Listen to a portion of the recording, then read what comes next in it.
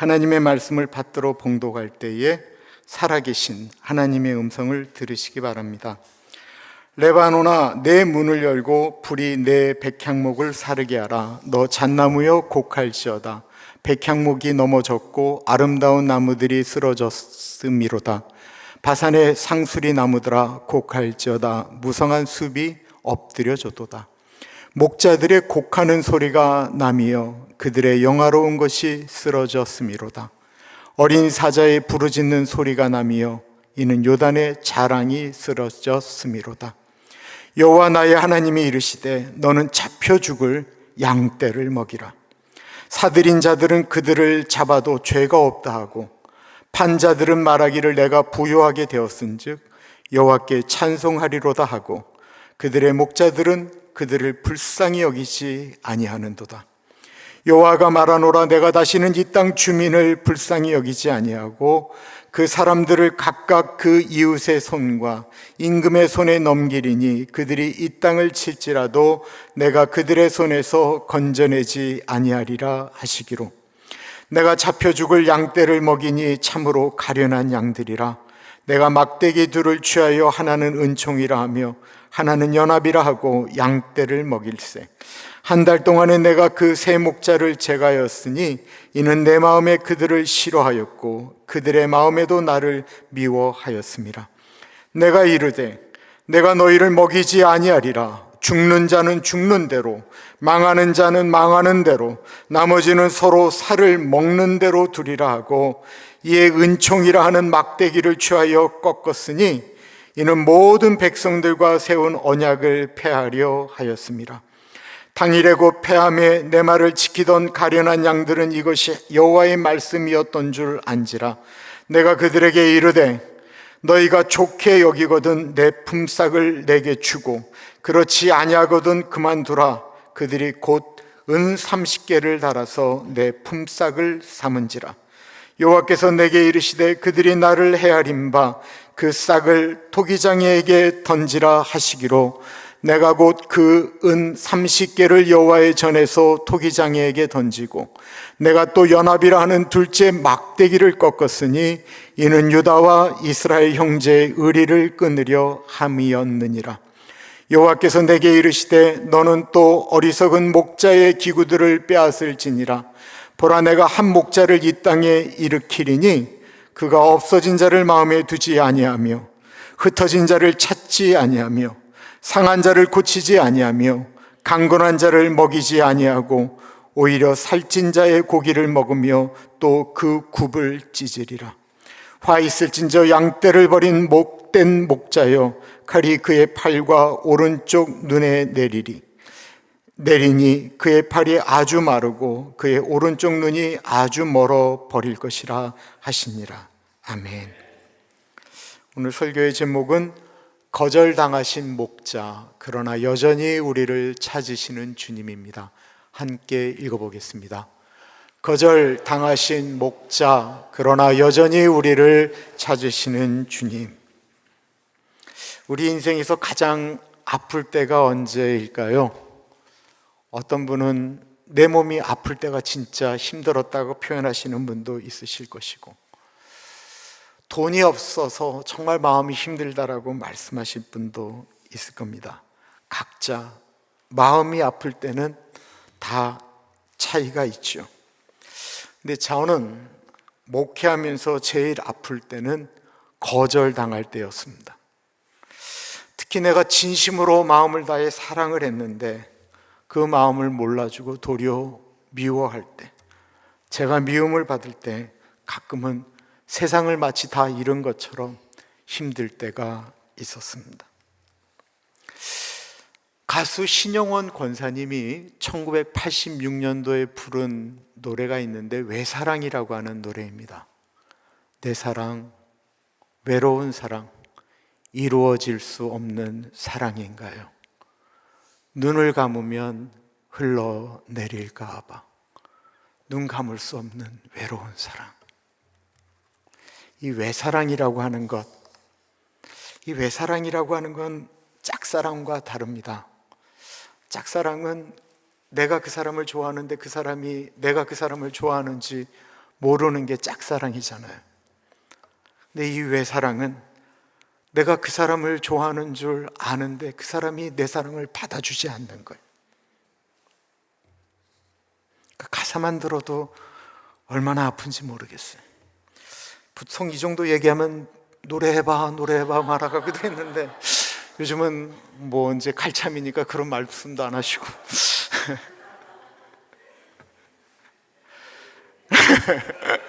이미 늦었습니다. 성경에도 이런 외사랑이 있습니다. 바로 하나님께서 이스라엘을 향한 사랑입니다. 목자를 보내시고 은혜를 베푸셨습니다. 백성들이 하나님을 거절하는 것입니다. 스가랴에 끊임없이 말씀하시는 것, 내가 너희에게 목자를 보냈는데 너희가 왜 나를 미워하느냐라는 것입니다. 이건 단순한 종교적 배반이 아닌 사랑에 대한 거절이었습니다.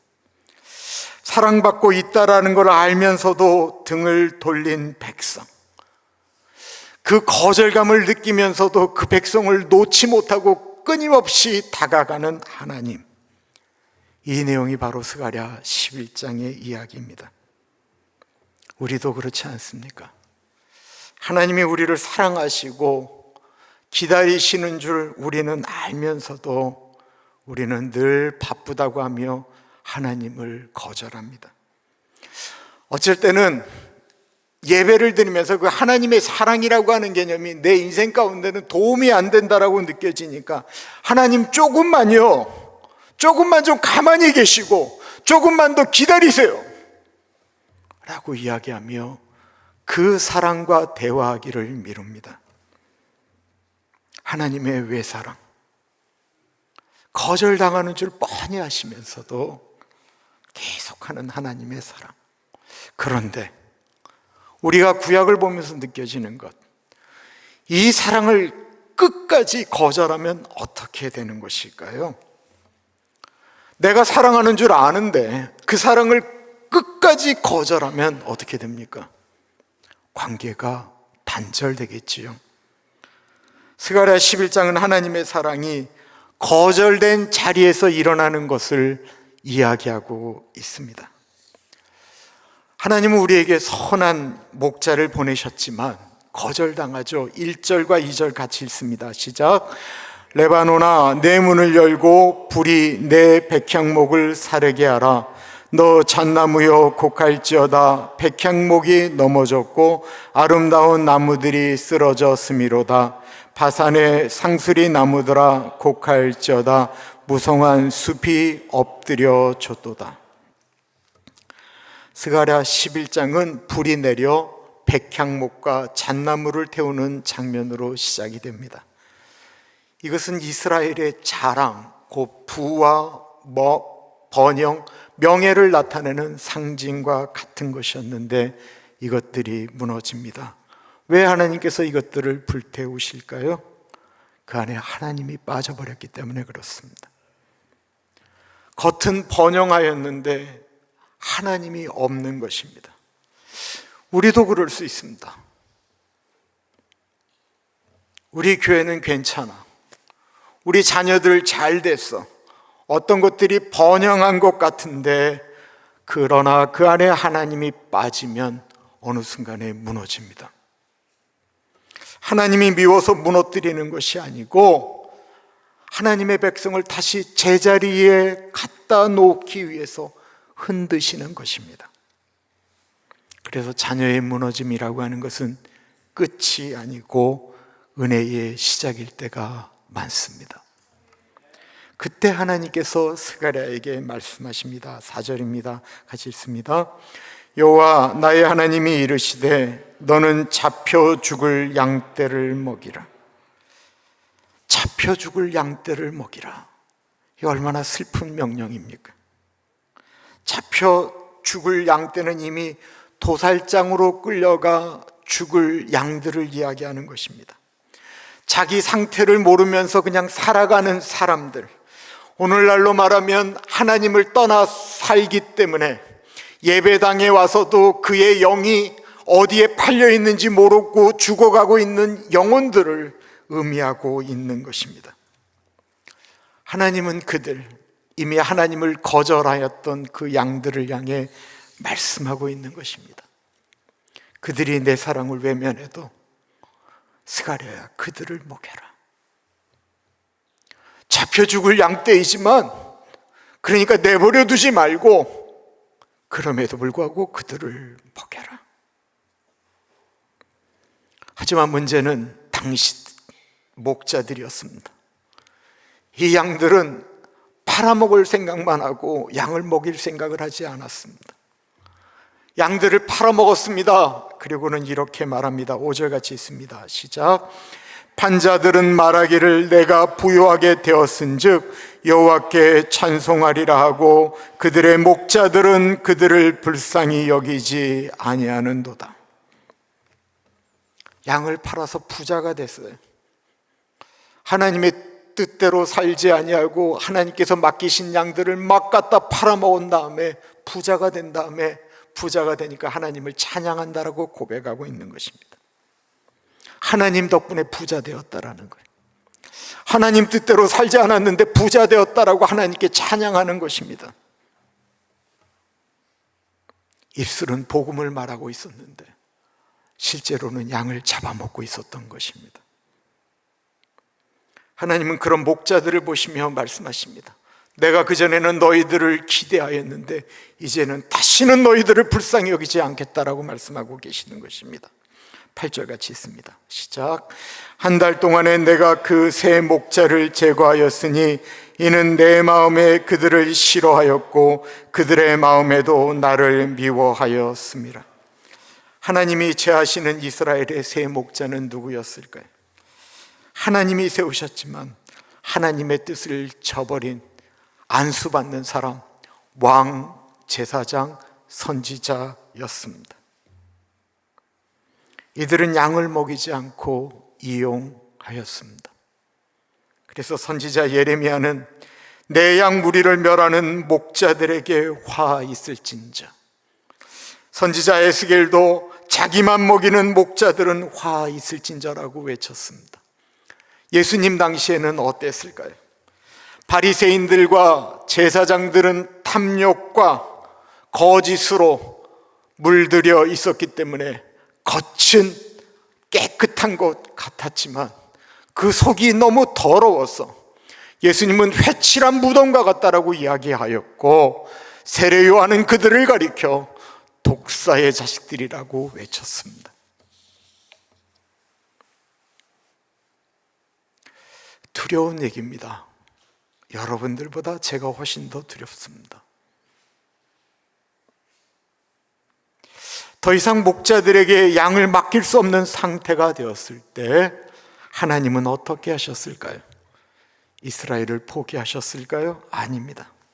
하나님은 내가 직접 목자가 돼서 내 양을 먹이겠다라고 말씀하셨습니다.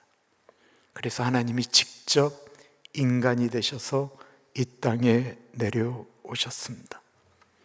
우리는 그분을 가리켜 하나님의 아들 예수 그리스도라고 고백을 합니다. 예수님은 이렇게 말씀하셨습니다. 나는 선한 목자라. 나는 내 양을 위하여 내 목숨을 버리노라. 하나님이 친히 우리의 목자가 되셨다라고 하는 것, 이게 복음의 핵심이지요. 우리 인생의 안정이라고 하는 것은 능력에서 오는 것이 아닙니다. 누가 내 목자냐라고 하는 것입니다. 나는 약해도 내 목자가 강하면 괜찮습니다. 그리고 내 목자를 의지하는 것을 가리켜 우리는 믿음이라고 고백하는 것입니다. 그러면 이스라엘은 이 땅에 오신 그 목자를 영접했습니까? 예수님을 받아들였습니까?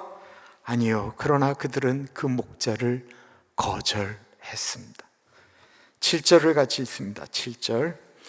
내가 잡혀 죽을 양떼를 먹이니 참으로 가련한 양들이라. 내가 막대기 둘을 취하여 하나는 은총이라 하며 하나는 연합이라 하고 양떼를 먹일세. 스가랴가 두 막대기를 들었습니다. 하나는 은총이고 하나는 연합이라고 했습니다. 은총은 하나님께서 우리의 손을 붙잡아 주시는 은혜의 손을 말하는 것이고, 연합은 그 손 안에서 손과 손, 사람과 사람이 손을 잡고 하나가 되는 연합을 의미하는 것이었습니다. 그러나 이스라엘은 하나님과 붙잡았던 손도 끊었고 사람을 향하여 붙잡았던 손도 끊어버렸습니다. 왜 그랬을까요? 그들의 마음 가운데는 나라고 하는 존재가 너무 크기 때문에 하나님의 손을 붙잡고 사는 것도 싫고 다른 사람에게 내 사랑이 흘러가는 것도 싫은 거예요. 그래서 결국 그들은 자기를 위하여 생명을 버리러 오신 목자를 미워하게 된 것입니다. 믿기지 않지만 실제로 일어난 일이죠. 예수님이 이 땅에 오셔서 가난하고 헐벗은 사람들의 친구가 되어주셨고, 병자를 고치셨고, 죄인 된 사람들의 친구가 되어주셨지만 사람들은 예수님을 미워했습니다. 그리고 각자 목자들은 진짜 목자이신 예수님 때문에 자신들이 위태로워진다 생각하고 결국 예수님을 죽이기로 계략을 꾸미게 되지요. 그러면 가짜 목자들은 그렇다 치고 진짜 목자를 만난 양들은 어땠습니까? 양들은 외쳤습니다. 저 예수를 십자가에 못 박으소서. 저 예수를 십자가에 못 박으소서. 우리는 예수보다 차라리 죄인 바나바를 원합니다.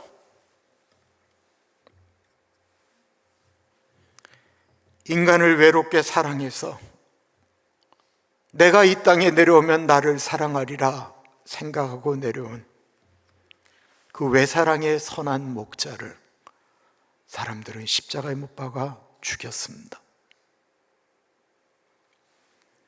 그 결정적인 사건에 나오는 돈 이야기가 있습니다. 바로 은 30냥입니다. 그들은 예수님을 은 30에 팔았습니다. 은 30이라고 하는 것은 당시 노예 한 명의 값이었습니다. 근데 은 30, 이게 단순히 돈의 문제입니까? 십자가의 사랑은 단순한 배신이 아니라 하나님의 말할 수 없는 그 외로운 사랑을 세상 앞에서 그 값어치는 이것밖에 안 된다. 하나님의 사랑은 그 정도 가치밖에 안 된다라고 사람들이 매긴 가격입니다. 스가랴가 그것을 이미 예언하였습니다. 12절 같이 있습니다. 내가 그들에게 이르되 너희가 좋게 여기거든 내 품삯을 내게 주고 그렇지 아니하거든 그만두라. 그들이 곧 30개를 달아서 내 품삯을 삼은지라. 가룟 유다는 예수님의 제자였지만 주님을 팔았죠. 돈을 사랑했고 양심의 소리를 외면했습니다. 그때 예수님을 판 사람은 가룟 유다 한 사람이었는데, 그런데 오늘날은 집단으로 예수님을 팝니다. 우리가 팔고 있습니다. 예배보다는 돈의 유익과 이익을 위해서, 믿음보다는 안정감을 취하기 위해서 우리는 얼마나 예수님을 은 30냥에 자주 팔아버립니까? 죄책감이 없어요. 두려움도 없어요. 내가 이런 얘기로 예배를 빠지고 뭐 한다고 얘기하면서 그것이 예수님을 팔아버렸다고 단 한 번도 생각을 하지 않는 것입니다. 그럼 선한 목자를 거절하게 되면 어떤 일이 일어납니까? 선한 목자를 거절하자 은총과 연합이라고 하는 막대기를 꺾으셨습니다. 먼저 은총의 막대기가 꺾입니다. 9절과 10절 같이 있습니다. 내가 이르되 내가 너희를 먹이지 아니하리라. 죽는 자는 죽는 대로, 망하는 자는 망하는 대로, 나머지는 서로 쌀을 먹는 대로 두리라 하고, 이에 은총이라는 막대기를 취하여 꺾었으니 이는 모든 백성들과 세운 언약을 폐하려 하였습니다.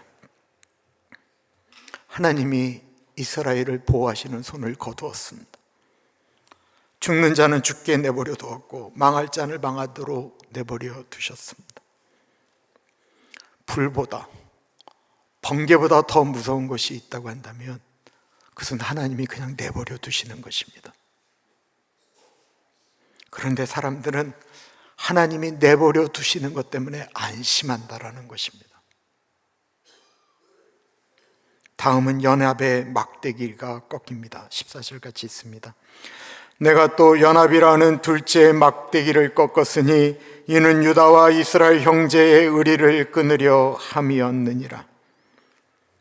연합의 막대기가 끊어지면 어떻게 됩니까? 사람과 사람이 함께하는 것이 없어집니다. 갈라집니다. 형제들끼리 치고받고 싸우고 미워합니다. 이웃끼리 등을 돌립니다. 실제로 일어났어요. 로마 장군 티토스가 예루살렘을 공격할 때 예루살렘에 있는 그 백성들이 끝까지 싸워야 된다, 항복해야 된다를 갖고 그 안에서 치고받고 싸우다가 얼마나 많은 사람들을 유대인들이 서로 죽였는지 몰라요. 결국 도시가 무너지고 수많은 사람들이 죽었습니다. 메시아를 거절한 대가입니다. 예수님이 그 모습을 미리 아시고 예루살렘을 몰고 슬피 우셨죠. 내가 암탉이 새끼를 품듯 너희들을 품으려고 하였는데 너희가 원치 않았다라는 거예요. 내가 너희들을 이렇게 사랑하는 줄 너희가 알면서도 그 사랑을 거절했다라는 거예요. 오늘날 이런 일들이 얼마나 지금 이 땅 가운데 많이 일어나고 있습니까? 교회 안에서도, 가정 안에서도, 사회 속에서도 분열과 다툼이 끊임없이 일어나고 있습니다.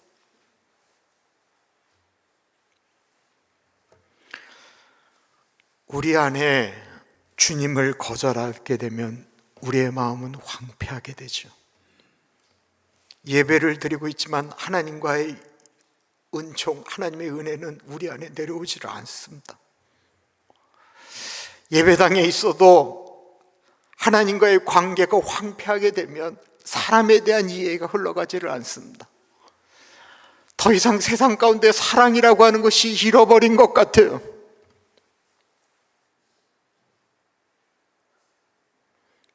옛날에 누구를 돕자고 하면 마음속에 일어나는 것들이 있었는데 점점 더 그것이 황폐되어져 가고 있는 것을 우리는 잘 알고 있습니다.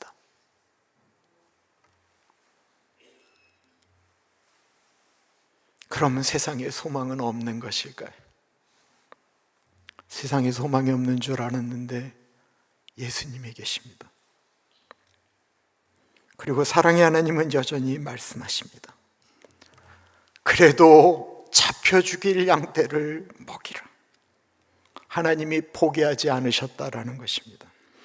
은총의 막대기가 꺾였지만 주님은 십자가를 다시 세우셨습니다. 연합의 막대기가 부러졌지만 주님은 피로 그것을 덮으셨습니다. 예수님이 말씀하십니다. 나는 선한 목자라. 내 양은 내 음성을 알고 나도 내 양을 안다. 예수님은 지금도 우리에게 말씀하고 계십니다. 나는 너를 안다. 너의 상처도 안다. 너의 두려움도 안다. 걱정하지 말아라. 내가 너의 목자가 된다. 혹시 우리 중에 신앙이 메말라져 갔다라고 느껴지는 분들 계십니까? 요즘은 기도가 막힌 것 같고 예배 드리는 것이 형식처럼 느껴지는 분 계십니까? 근데 이거 알고 계셔야 됩니다. 그럼에도 불구하고 내가 지금 예배당에 와서 예배를 드리는 것은 내 의지로 예배당에 들어온 것이 아니고 하나님께서 아직도 나를 붙잡고 계시기 때문이다라는 것입니다.